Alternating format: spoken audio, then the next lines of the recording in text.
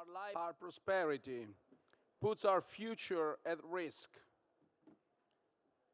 As glaciers melt, sea levels rise, and extreme weather events occur ever more frequently, we face a simple choice. We can act now or regret it later. With the Paris Agreement, we pledged to tackle global warming collectively. But the steps we've taken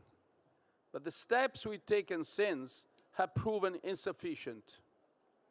Scientists tell us that under current policies, the consequences of climate change for the environment and the world's population will be catastrophic.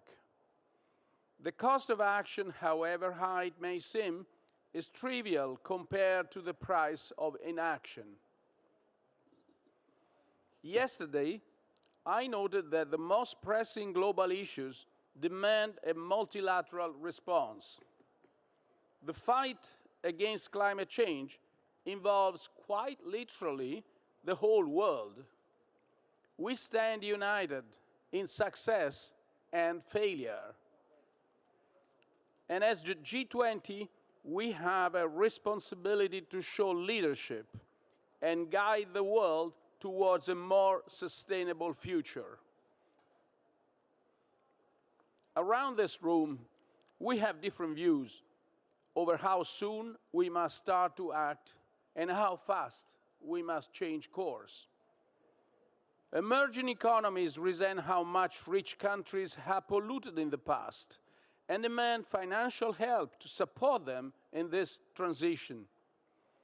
They also wonder whether any commitments we'll take are indeed credible, given our past failings. We must listen to these concerns, and we must act on them, but we cannot sacrifice our collective ambitions. We need to set long-term goals that are consistent with the objective of the Paris Agreement and make short-term changes to achieve them. We must accelerate the phasing out of coal and invest more in renewable energy. We also need to make sure to use available resources wisely, which means that we should become able to adapt our technologies and also our lifestyles to this new world. And as we move towards these goals, we must help countries around the world deal with and adapt to the effects of climate change. The decisions we make today will have a direct impact on the success of the Glasgow summit and ultimately on our ability to tackle the climate crisis. But the COP26 must signal the start of a permanent campaign.